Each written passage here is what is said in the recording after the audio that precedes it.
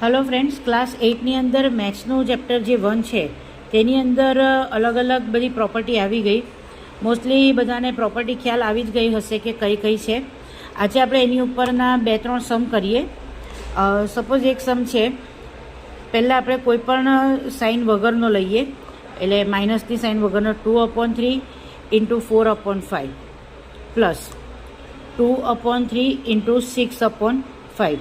Suppose એક આ normal અને સિમ્પલ સમ છે, તો તેની અંદર સૌથી પહેલાં ધ્યાન એ રાખવાનું આવશે કે પ્લસ આવશે ત્યાંથી 2 બ્રેકેટ અલગ અલગ પાડી દો તમે, એટલે અડધું તમને ખ્યાલ આવવા માંડે કે કોમન કેવી રીતે તમારે કરવાના છે।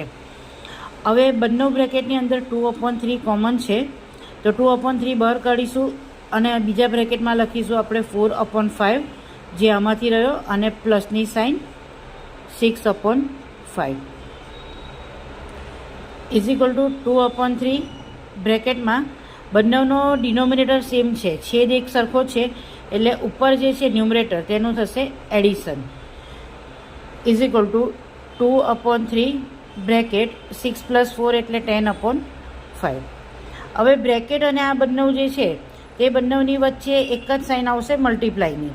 તમે મલ્ટીપ્લાયની સાઇન કરીને પણ કેન્સલેશન કરી શકો, અથવા તો તમે જાતે પણ એમ પણ કરી શકશો બ્રેકેટ સાથે। તો 2/3 × 10/5 કેન્સલેશન કરવું હશે તો અહીંયા થશે 5 × 1 = 5 અને 5 × 2 = 10। તો આન્સર આવશે તમારો 2 × 2/3, એટલે આન્સર આવશે 4/3।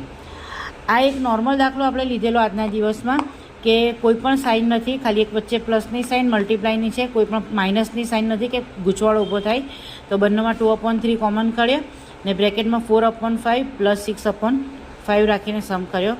બીજો સમ આપણે લઈશું, તે લઈશું આપણે માઇનસની સાઇન સાથેનો। જો આવા વિડીયો તમને લોકોને ગમે અને સિમ્પલ રીતે જ મેથ્સ કરવામાં આવશે, જો તમને લોકોને ખ્યાલ આવતો હોય અને ગમતું હોય તો મારી ચેનલને લાઇક અને સબસ્ક્રાઈબ જરૂરથી કરજો। Thank you.